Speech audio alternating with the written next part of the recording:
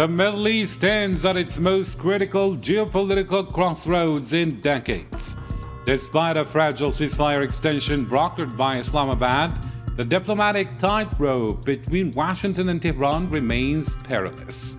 President Donald Trump insists on a great deal or no deal, while Secretary of State Marco Rubio openly threatens other alternatives. Meanwhile, Tehran rejects any narrative of an imminent breakthrough, fiercely asserting its sovereign oversight over the Strait of Hormuz and demanding an immediate end to the Western naval blockade. As global central banks face an existential inflation crisis, and the recent Trump-Xi Jinping summit highlights deep fractures within the American establishment over its unwavering alignment with Israeli military objectives, we ask, is Washington fighting a losing war at the expense of its own global legitimacy? This question and more are put to my panel tonight on All 24 News Special shortly.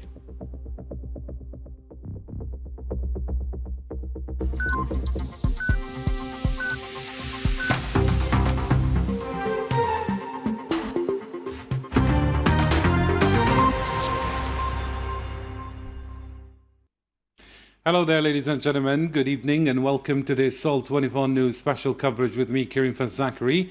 Let's discuss the latest developments in this file of Iran war by bringing our international panel of experts to dissect the situation, the shifting alliances of the global south, and the true cost of this confrontation. To analyze the legal, geopolitical, and macroeconomic dimensions of this crisis, we are joined tonight by a distinguished panel. Dr. Dimitri Debour, international lawyer and researcher at Cambridge University, joining us from Paris. Hello there, Doctor, and thank you for agreeing to be with us tonight. Hello, thank you for the invitation. Thank you, indeed. And we're also joined by Mr. Mark William Lowe, Corporate and Geopolitical Risk Analyst. He's joining us from Genoa. Hello there, Mark, and thank you for agreeing to be with us. Thank you very much for the kind invitation. It's always a great pleasure. The pleasure is all ours, Mark. And we're also honored to have Mr. Greg Priddy, Senior Fellow at the Middle East Center for the National Interest. He's joining us from Washington, D.C. Hello there, sir, and thank you for agreeing to be with us. Good evening.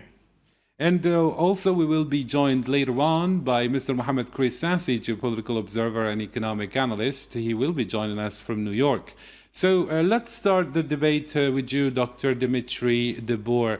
Of course, I would like to focus a little bit on international law. And here, let us begin with the legal architecture of this conflict. Washington and its allies have consistently framed their maritime operations around the Strait of Hormuz as the defense of international shipping. Yet, Tehran insists its actions constitute legitimate sovereign oversight and a response to an illegal Western naval blockade. So, from the standpoint of international law, how does the West justify its unilateral maritime enforcement without exposing a glaring double standard when compared to its selective silence, for example, on other international blockades? How do you read it? Thank you very much for the question. It's very, very complex. From the standpoint of international law, the United States and its allies justified their maritime presence and enforcement activities in and around the Strait of Hormuz through a combination of the law of the sea, collective security arguments, and the protection of freedom of navigation. And Tehran's counter-arguments, namely that West enforcement reflects selective legality and geopolitical double standards, is not legally frivolous. The tensions lies precisely in the gap between formal legal doctrine and inherent geopolitical practice. The Western legal position begins with, let's say, the strategic and juridical status of the Strait of Hormuz. Hormuz is considered as an international strait connecting one part of the high seas or exclusive economic zones to another. And under the United Nations Convention of the Law of the Sea, vessels enjoy a right of transit passage through such straits. even though the United States has not ratified this convention, Washington accepts most of its navigational provisions as customary international law, that is law. And Iran, by contrast, has argued that military passage through Hormuz may be conditioned by a sovereign security interest, and has periodically challenged the automatic applicability of unrestricted transit rights. So the US therefore frames naval patrols, escorts, and interdiction operations not as a blockade against Iran, but as a protective security measures aimed at safeguarding international commerce against threats such as attacks on tankers, mining operations, seizures of commercial vessels, or interference with navigation. So this is the principle of freedom of navigation that is defended by the West and the United States. Mm-hmm. So Washington is making a distinction between a blockade and sanction enforcement. What is a blockade? A blockade under the law of armed conflicts at sea presupposes an armed conflict, and it involves preventing ingress or egress from enemy ports. And the US formally denies imposing a naval blockade on Iran in the classical sense, but instead it presents its actions as lawful maritime interdiction linked to sanctions regimes, counter-proliferation efforts, anti-smuggling operations, and collective maritime security measures. Mm-hmm. So, but a major weakness in the Western position is that many maritime enforcement operations involving Iran are not directly mandated by the United Nations Security Council. That's the main flaw of the Western argument. And Iran argues that the US effectively seeks extraterritorial enforcement of domestic sanctions through a kind of naval dominance. And so Tehran somehow is right when it says that this resembles an informal maritime embargo implemented outside the collective security system established and authorized by the United Charter. Mm-hmm. Perfect. Thank you, Dr. Debois. Now, let me move to the economic aspect, which is the immediate, perhaps, repercussion that we can feel. And here, Mr. Marclot, I would like to ask you about this, ceasefire and somewhat successful mediation that was provided by Pakistan, and which resulted in a temporary geopolitical breathing room, let's say. But the rhetoric coming out of Washington remains highly combustible, if the expression is correct. As a risk analyst yourself, how do corporate boardrooms and global supply networks quantify the unpredictability of a U.S. administration that demands a great deal or no deal, while simultaneously signaling to its allies that it is ready to return to active combat? Is the risk of miscalculation higher now than it was before the ceasefire? How would you read the situation, Mr. William Lau? Well, Karim, that's a number of very interesting questions. So, as always, and as is logical, I'll start from the beginning. First and foremost, I say that the corporate boardrooms no longer see this situation as a Middle East crisis. Quite the opposite. By now, it's seen as systemic volatility, an event that's impacting energy, shipping, inflation, supply chains, a mess. A Middle East crisis that has expanded and has very, very quickly expanded to cover most of the globe. Now, the difficulty is that traditional geopolitical models, they all basically assume some degree of predictability. So the big worry for the executives today is the complete lack of reference points. we're in a scenario where something that may hold true in the morning, or something that's declared in the morning, may be the quite opposite in the afternoon. It really is a mess. It's very, very difficult for anybody to make any form of a prediction. Now, yes, the ceasefire has created some form of temporary breathing space, but it's also created, if you like, a rather dangerous illusion of stability, or temporary stability.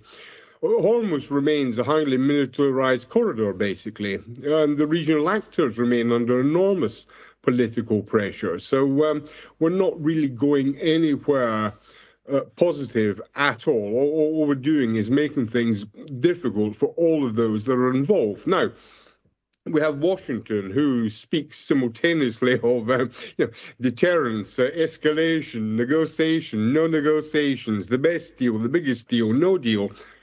Complete chaos, complete and utter chaos. Now that mixture of very, very different messages and U-turns and about turns and any form whatsoever of discernible path forward certainly does increase the possibility of some form of miscalculation. I mean, every single actor involved in this scenario is desperately trying to interpret the various signals, which are very, very often contradictory. So there are no firm guidelines at all. So there is absolutely a danger of somebody doing the wrong thing by mistake, certainly not out of deliberate will at all. Now, going back to the concept of the companies and the worries that corporate boards actually have. Yes, okay, it's a scenario planning problem. It's a scenario planning problem in the sense that it's almost impossible to actually identify the more probable scenarios, because it's also dynamic, because it's also fast changing. So it's more, albeit very, very difficult, the scenario planning than a forecasting moment, in the sense that scenarios can be identified, the more probable can probably be identified, whereas forecasting is out of the question. You can't make any forecast in a scenario like this. So, and here I'll close. I mean, companies are basically asking themselves, what happens next? For the sake of argument, let's just think about insurance, the impact of insurance, or indeed the risk that insurance isn't available for vessels that wish to transit the Strait of Hormuz. What happens if they go completely through the roof again, or if they're simply not available, or if only governments can offer them? What happens if secondary sanctions suddenly expand and additional secondary sanctions kick in, etc.? So, I mean, in my view, the risk of a strategic accident is probably higher now than at any earlier time, simply because of the fact that the situation remains extremely dynamic. And the bottom line is that nobody actually knows what's going on. Mm-hmm. Perfect, Mr. Mark William Lowe. Now, let me include Mr. Greg Pretty. Mr. Greg Pretty, if we look at the internal mechanics of Washington, we can observe deep rifts within the American foreign policy establishment. Hardliners, on the one hand, seem entirely aligned with Israeli pressures to resume direct strikes on Iran, yet we have senior military and intelligence figures suggesting that this is a strategic trap that drains American resources. Now, the question is, the United States waging a counterproductive war that serves Israeli regional ambitions far more than it serves core American national interests? Well, I think there is a broad consensus among the American policy elites that we don't want to see Iran get a nuclear weapon. So that's something that everybody in the mainstream of American thinking agrees on. The question has been how to bring that about and how to make sure that they don't get it, and what we need to do to accomplish that. President Obama had one approach where we got a system in place of inspections while they were allowed to enrich. Iran saved face. They still had a nuclear program, but we were able to verifiably make sure that they weren't moving toward a weapon. Trump moved away from that first in 2018 when he got out of the JCPOA agreement that we had with Iran and putting maximum pressure sanctions back in place. And then, last year when he green-lighted Israeli strikes last June. And what happened this time, I think the proximate cause of this, as I've written, is that, it's not that there was anything that alarming going on the nuclear front with Iran, at the beginning of the year, but they were restoring their ballistic missile and cruise missile programs pretty rapidly. And there was a meeting between President Trump and Prime Minister Netanyahu right at the end of December. Because it was during the holiday, the festive season, people didn't notice it very much. But, Netanyahu had made an argument that the U.S. was going to need to greenlight a new round of Israeli strikes so that Iran would not be able to, the argument Netanyahu made, move forward with nuclear development under an umbrella of missile deterrent. Israel has always wanted to have this, what they call freedom of action, so that no one can deter them from doing anything that they want to do. So it wasn't directly the nuclear file. It was the issue of them being able to deter Israel with a growing number of ballistic missiles and cruise missiles. But Trump had learned the wrong lesson from last summer, and he thought that this was not going to have significant consequences for the U.S. or for the world economy, and didn't really push back on it.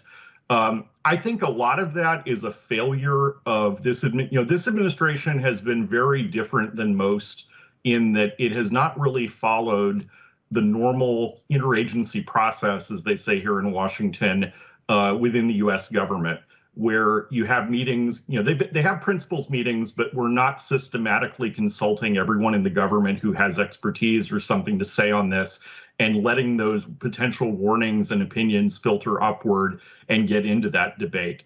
So, Trump had made a decision on this, I think, not perhaps having digested all of the U.S. intelligence material. He also, by many accounts, has people on the outside, friends of his who feed him various think tank reports and things like that. If you remember him talking about exploding pipelines if the Iranians shut in oil production, that was from one Foundation for Defense of Democracies, which is a right-wing pro-Israel think tank. So there are a lot of people who get essentially intelligence-like information into the Oval Office through their personal connections to Trump to a much greater degree than an administration that was hewing to the interagency process more closely. My view on this, I think that Trump sees this as, he saw it as also serving U.S. interests. I don't think it's just Israel, but I think he had no idea of what the consequences were going to be. He thought this was going to be like last June, where it's a week and a half and then we wrap it up and get done. And now he's trapped in something where Iran really has the U.S. over a barrel in terms of the damage it's doing to the U.S. economy, and Trump needs to find a face-saving way out. And right now, I'm not optimistic about the short term. We may get a ceasefire extension, but the underlying issues having to do with the nuclear program, the administration is still asking for zero enrichment and still asking for a moratorium on enrichment, where we would not allow them to enrich afterwards. Iran makes a commitment, but we don't make any counter commitment to them. And that's really at the pushing of, hawkish and pro-Israel interests. But I think eventually we're going to have to soften that position, but it's going to take more pressure and more economic damage until that starts to blow back against President Trump from members of Congress and from the American public. Perfect. The idea is very clear. Thank you so much, Mr. Pretty. Now, let me get back to the microeconomic shocks. And here I introduce Mr. Mohammed Chris Sassi, a geopolitical observer and financial analyst from New York. Hello there, Mr. Mohammed Chris Sassi, and thank you for joining us. Good evening, and thank you for the invite, as usual. You did a great job there. Our pleasure, Mr. Mohammed Chris Sassi. My question is about the markets, which are displaying a strange schizophrenia, if I may so. Oil has dipped slightly on ceasefire hopes, but gold, for example, is soaring to historic highs, and the Fed under Kevin Walsh is facing a projected core inflation spike of 3.4%. Now, the general question, how deeply have the structural disruptions of this war penetrated Western central banks? Is this a temporary energy shock, or are we witnessing the beginning of a runaway inflationary era that Western economies simply cannot sustain? Well, as my predecessor was trying to illustrate, here we have questions point to a real structural issue. But it is important to separate, in my point of view, the three different phenomena that are now often conflated during geopolitical crises like you are living right now. You have a cyclical energy and shipping shock. We have a gradual geopolitical fragmentation of the global financial system, and of course, a true collapse. That's what the causality with a flat currency credibility. So we are in the first two, and we are not yet in the third. And to answer your question, have war disruption deeply penetrated Western central bank? Yes, it did. But, not in the sense of central bank issue losing control tomorrow. No, what has changed is that Western central banks are increasingly confronted inflation that originate outside traditional domestic demand cycle, and the current Iran-related shock affecting the oil and energy transport, affecting the Red Sea of Hormuz, as my predecessor was talking, the freight cost, the fertilizer, like we talked many times during this show, and sovereign risk, political risk pricing. So, that creates, again, what economists call it's not normality, to use a simple term. Now when you talk about the supply side inflation, for example, with much harder for central bank, of course, because they have to manage that not ordinary trouble that you are facing right now. And then you have under some, the new Kevin Warsh, the Fed is facing, the new Fed Reserve Bank president, the Fed is facing inflation projection here, as you said, 3.4 to 3.9, almost 4%. So is well above the traditional 2% target that you have before. Now we have the economists, most economists, I should say, they are reporting that they still see the current inflation spike as a transitory, but they also acknowledge using that the rising risk, that expectation could become really going out of hand, and you don't know how to analyze it. The key issue to conclude on this, if I may, the key issue is not whether inflation to 3 or 4%. The question is, as Western economy can survive that? They have before them the real danger of combination.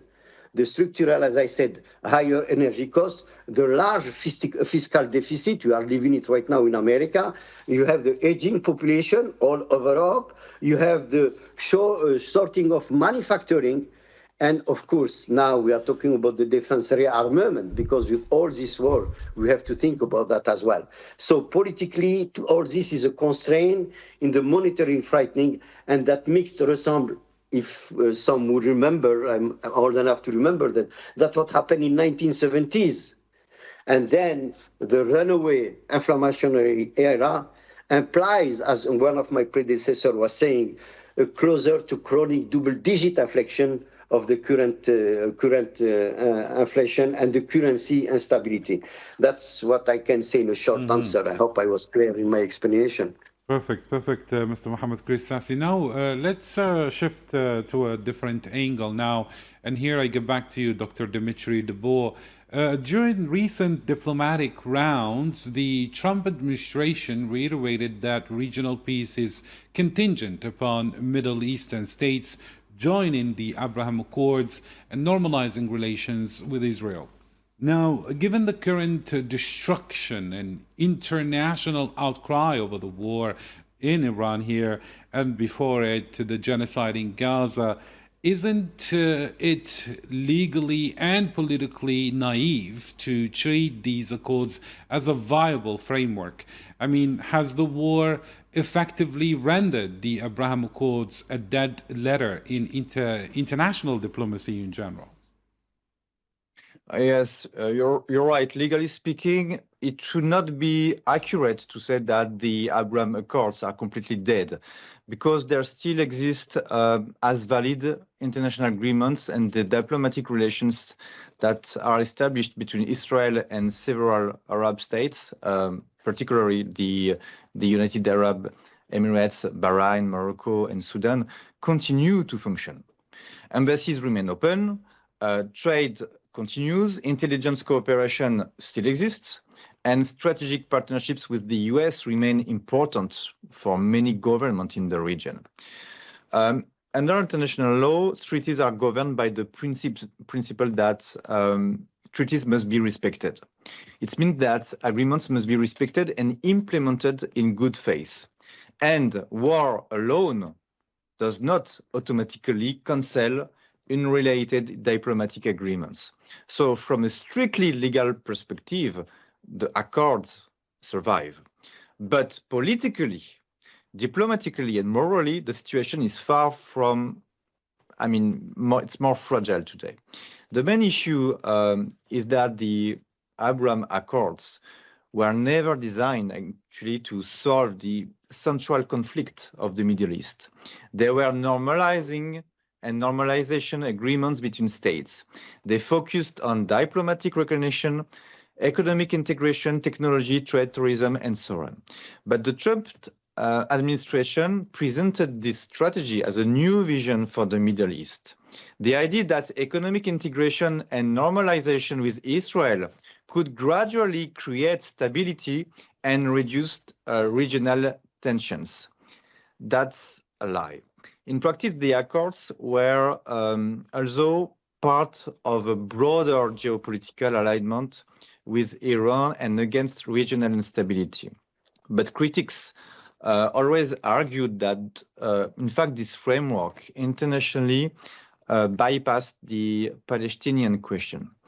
And this is where international law becomes central. Because for decades, the Palestinian issue has not simply been viewed internationally as a humanitarian matter. It concerns core legal principles recognized by the United Nations systems, the right of people, self-determination, status of occupied territories, and so on. And this is reflected by many UN resolutions in law. But before the current war, supporters of the Abraham Accords argued that the Middle East was entering a post-Palestinian diplomatic era, meaning that Arab states were increasingly willing to normalize relations with Israel, even without resolving Palestinian statehood. And the current war has profoundly challenged this assumption. The scale of destruction, the humanitarian catastrophe, and so on, and the international outrage have brought the Palestinian issue back to the center of international diplomacy. And this is very important politically, because the war has shown that the Palestinian issue still has enormous emotional and symbolic legal and political power through the Arab world and beyond. So today, many governments that signed or supported the Abraham Accords face a difficult dilemma. On the one hand, they still have major strategic reasons to preserve relations with Israel, security cooperation, trade, technology partnerships, and so on. And they have to keep some relationship with Washington as well. On the other hand, domestic public opinion across the region has become far more hostile and against because of the war. So this creates a major distinction between state diplomacy and public legitimacy. And governments may continue the accords institutionally, while populations increasingly reject the idea of normalization alone that can produce justice or stability. So the war has also transformed the legal and diplomatic environment internationally. And proceedings before the International Court of Justice concerning the Genocide Convention, as well as investigations and statements by the International Criminal Court, have intensified scrutiny over compliance with international humanitarian law. So the regional conversation is no longer about normalization and economic integration. It has increasingly been about civilian protection, accountability, occupation, humanitarian law, and self-determination. And this is why, in fact, many diplomats and international lawyers now argue that normalization agreements cannot substitute for a genuine political solution to the Palestinian issue. Perfect. I mean, in other words, try to be more clear, the Abraham Accords may still function diplomatically, but they no longer appear sufficient on their own to create a stable and credible regional peace architecture. And this is the real weakness exposed by the war. So because and I will finish by that, before the war, the accords were presented as evidence that the Middle East could move forward without resolving the Palestinian conflict. But after the war, many states and observers increasingly believe the opposite, that no durable regional order can survive while the Palestinian question remains unresolved at both the humanitarian and legal levels. Amazing. So the Abraham Accords are not legally dead, but politically their meaning has considerably changed. Perfect point, very clear. Thank you, Dr. DeBoer. And now let's move to the Trump-Xi summit and discuss a little bit what happened. Here I get back to you, Mr. Mark William Lowe. The recent Trump-Xi Jinping summit highlighted the intense rivalry between Washington and Beijing. While President Donald Trump attempted to project American strength, China has quietly positioned itself as the diplomatic partner of choice for the global South, capitalizing on Western overextension in the Middle East. Now, how has the war, according to you, Mr. Maklow, in Iran reshaped the US-China power dynamic on the one hand? And another question, is Washington inadvertently handing perhaps Beijing a geopolitical victory on a silver platter? Well, a silver platter indeed. Beijing is benefiting from this mess, absolutely. Anyhow, I mean, basically, China has understood something very important, and it's that in modern geopolitics, perception matters as much as, and probably more than, military power. America has projected military power, but unfortunately, the perception that then followed is one of an administration that really does not know what it's doing. So, I mean, basically, Beijing doesn't have to do a lot to gain benefit and influence from this crisis. It simply needs to appear calm, to be more commercially reliable. It hasn't to overstretch itself. It's not going to do that. Certainly not going to do that at all. But more than anything else, it has to remain calm and reliable and sit back and reap the benefits, which is basically what it's doing. I mean, basically, the longer the United States remains trapped, and the United States of America right just now is trapped in the Middle East, the more diplomatic space China gains across Asia, Africa, Latin America, and some parts of the very Gulf itself. Now, a great number of countries in what we now call the global South, they increasingly see Beijing as a predictable economic partner. And here I'll repeat that, predictable, a predictable partner, while at the same time viewing Washington basically as powerful, but erratic, volatile, and therefore, by definition, unreliable. So again, China doesn't have to do very, very much other than continue what it's been doing for a very long time. Now, you know, what's happening at the moment is rather important because it will allow China to further position itself, to continue what it's been doing for a long time and further position itself as a defender of trade flows, of infrastructure investment, long-term economic engagement, exactly what a lot of the countries of the global south need and are looking for. And in the meanwhile, the United States of America is ever more perceived as unstable, erratic, and, as I said, completely unreliable. So, I mean, in terms of image, the United States of America did absolutely no favors to itself by attacking Iran. And politically, all this matters enormously to Beijing. It's all to China's advantage. It's all part and parcel of a series of benefits to China's long-term ambitions. So your use of the phrase "a silver platter," Karim, was, I think, absolutely perfect. But just to close, so yeah, I mean, yes, there is it's not a real possibility. It's happening in front of our eyes. So there is the reality that Washington has unintentionally created a number of geopolitical opportunities for Beijing.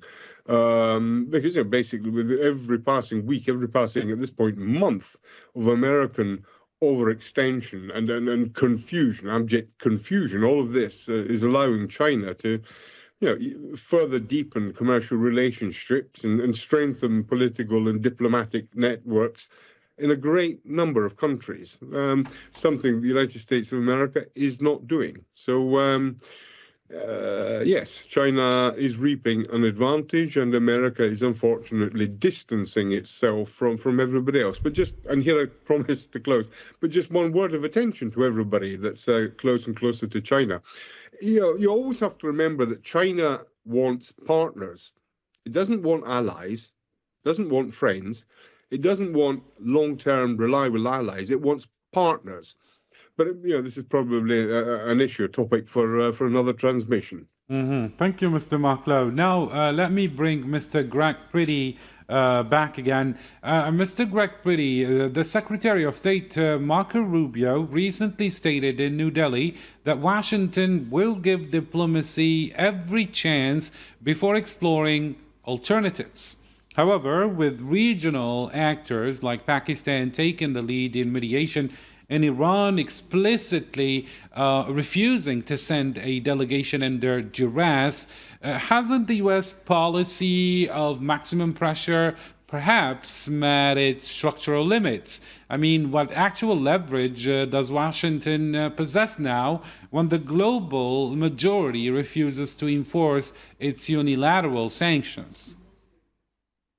Well, I think the U.S. does still have some leverage vis-a-vis Iran in that, the sanctions, despite being unilateral, despite being something that the rest of the world is not participating in, still are, inflicting economic damage. And of course, the blockade has made that a lot worse.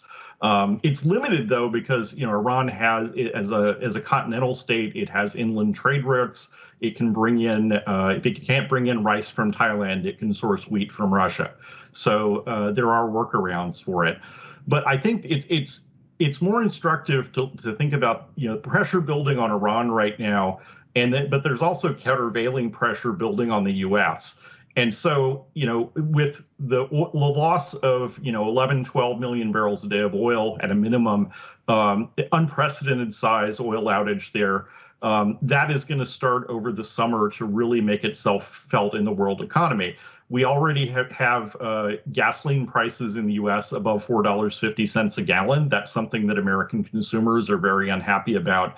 And if it went on another couple of months, we would also start to probably see a broader economic slowdown, inflation taking off, and eventually unemployment starting to come up as people restrict spending and businesses lay off staff. So I think that, there is a growing realization that there's two clocks ticking. There's the pressure on Iran and there's the pressure on ourselves. And of course, the rest of the world is kind of along for the ride there, unfortunately. The other pressure that comes into play is, the Trump administration has hinted at destroying power plants and things like that. One could argue about, whether those are legitimate targets under international law. But I think that also comes into play. Trump, there again, there's a countervailing pressure, which is the depletion of key munitions stockpiles by the U.S. military has become kind of a limiting factor. So, I think both of those pressure clocks on the U.S. and on Iran are ticking right now. And I think as time goes on, there probably is going to be building pressure on President Trump to make a few concessions around allowing limited enrichment, et cetera, which he has not done so yet. Amazing. Now, moving on to other repercussions at the economic level. And here, Mr. Mohammed Krissasi, if we look at the rejection of Iran, of an imminent deal, it has been accompanied by a broader economic shift across the global south. We're seeing, for example, energy trades increasingly settled outside the US dollar. I mean, just recently, after the Trump-Xi summit, there was a Putin-Xi summit, and they agreed to make trade and exchanges, economic exchanges using, local currency. Now, do you think that this this technique actually to deal with trade and economy outside the US dollar to circumvent Western financial blockades is going to be effective?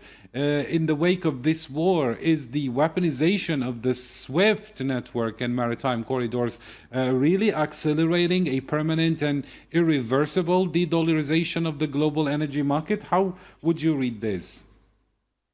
Well, for your question, as you put it, is the de-dollarization becoming irreversible?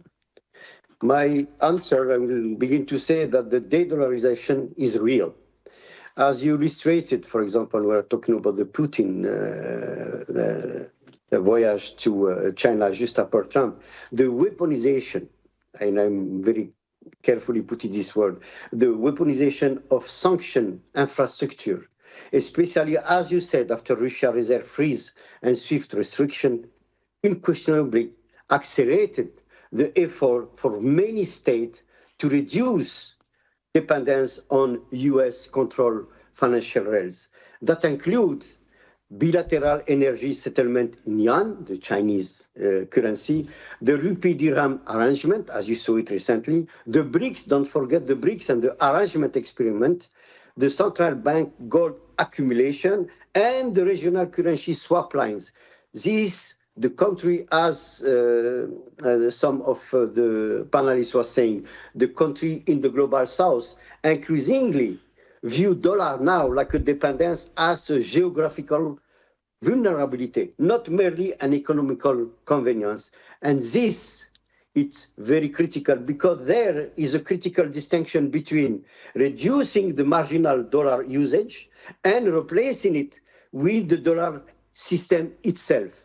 And then the second is vastly harder. Why? Because the dollar remains dominant because of a lot of combination. For example, you have the military power. Look at the GCC, for example. All these billions that were spent, they were paid in dollar. We have the legal infrastructure. It's very difficult to move the legality on this. And then you have the deep capital market. What is it? Wall Street. Then you have the reserve liquidity, and this the dollar can suffer because we're at a lot of countries, they used to have the currency reserve. One of them is China. And of course, you have the trusted collateral and the global trade and voice scale. And that is no alternative currently that can match the de-dollarization at the present time. But you are going there, and like my predecessor was saying, the Chinese yuan, for example, is gaining in energy trade settlement. But China still maintain capital control of a fully open bond market, and they're in dollars.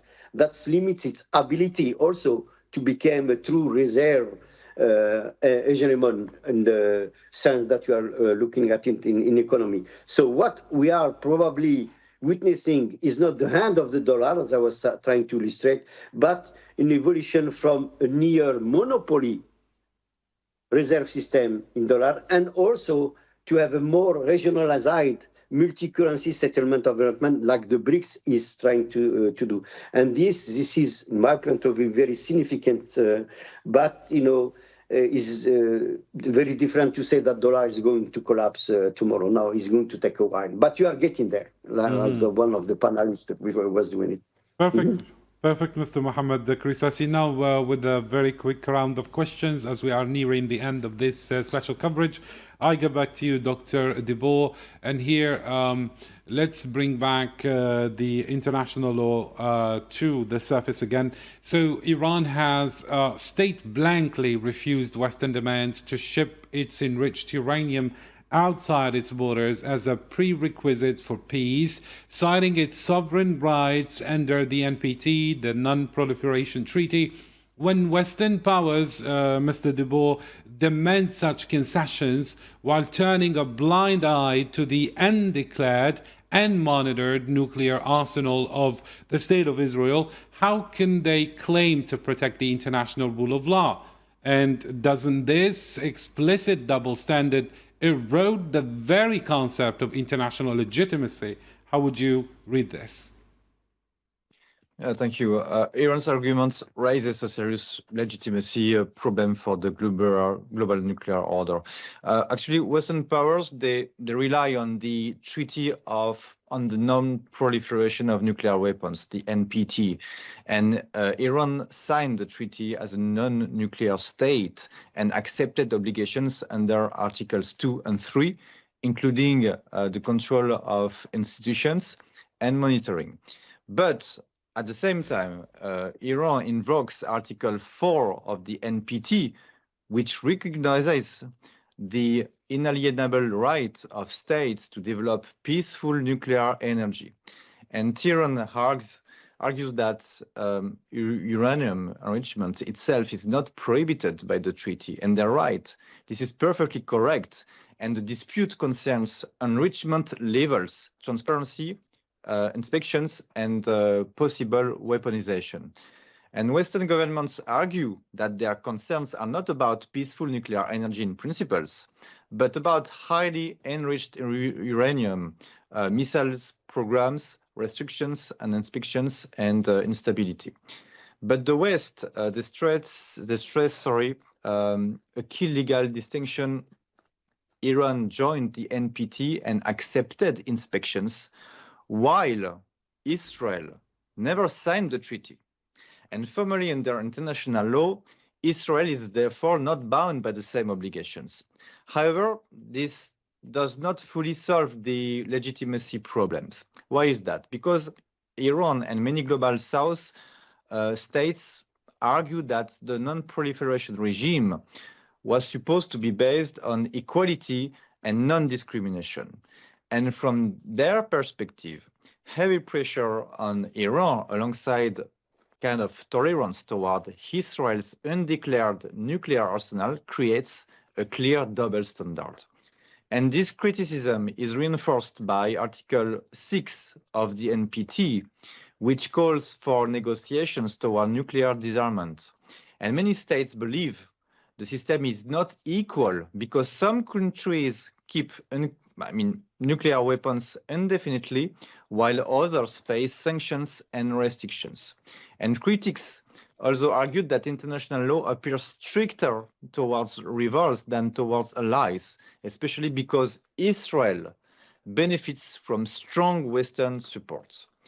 So Iran therefore argues that Western powers are demanding concessions that go beyond the NPT, while tolerating nuclear opacity elsewhere. And more broadly, this debate is a reflection of a deeper tension within international law itself, the gap between formal legality and perceived legitimacy. Thank you so much. Unfortunately, we have very little time left. And quick question to include Mr. Mark William Lowe. If we look at the European continent, while Washington enjoys a degree of domestic energy independence, European industries are directly exposed to instability, that we can witness due to the Strait of Hormuz, with the European Central Bank forced to consider interest rate hikes due to energy-driven inflation. How long do you think can European capitals afford to subordinate their economic survival to Washington's hardline stance against Iran? I'll answer this very quickly, Karim. Number one, how long can Europe afford to subordinate the economic survival to Washington's current policies? The answer to that is that Europe cannot. And unfortunately, there is very little that Europe can do about it. Europe doesn't have any levers, it doesn't have any strings to pull that will resolve the current crisis. It's in America's hands. It's as simple as that. Now, let's remember that unfortunately, Europe's vulnerabilities are structural. On the contrary to the United States of America, the vast majority of the European economies remain heavily exposed to imported energy. Our maritime trade routes include those coming out of the Gulf, very, very important trade that passes through the Strait of Hormuz that currently is not moving at all. So we're exposed to a number of serious problems. The current situation is one of increased costs. We've got a lot of imported materials that are increasing cost all the time. So basically, the current instability becomes an inflation problem, a manufacturing problem, and ultimately a political problem, not to mention higher prices creating social problems. So to conclude, unfortunately, there's very little that Europe can do other than cross its fingers in the hope that an adult enters the room at some point and resolves the situation. Perfect. Thank you, Mr. Mark William Lowe. Another question, but briefly, Mr. Priddy. Why is the political leadership in Washington so profoundly disconnected from its own intelligence and strategic advisors, as you have said earlier, and who is actually driving U.S. foreign policy in the Middle East right now? No, I think it's disconnected because of the way Trump is governing. That interagency process I mentioned earlier is not written into law. Trump can listen to whoever he wants, and policy is very much driven by Trump. But Trump has been heavily influenced by his relationship with Prime Minister Netanyahu, and I think there's starting to be a conversation in Washington about what Israel wants. We're always going to support Israel, and the rest of the world finds that very frustrating, but that's not going to change as a bedrock principle. But I think there is starting to be much more conversation in Washington about the specifics of what Israel wants from us, zero enrichment versus limited enrichment under safeguards, or saying that Iran can't have ballistic missiles and will attack it over just that issue. Israel wants more than we're going to give them, and I think that is increasingly being discussed. Thank you. Well, we have to leave it there, unfortunately. My thanks to Dr. Dimitri Debour, Mr. Mark William Lowe, Mr. Greg Priddy, and Mr. Mohammed Chris Sassi. Thank you all for your profound insights. Well, the arguments presented tonight show that the era of uncontested Western dictates in the Middle East is facing its most severe structural challenge. While the Pakistani-mediated ceasefire offers a temporary and highly volatile respite, the underlying systematic conflict driven by Western double standards and unyielding US-Israeli alignment and the macroeconomic defiance of the global South remain entirely unresolved. And with this, ladies and gentlemen, we thank you for tuning into our channel, and until next time, have a good one.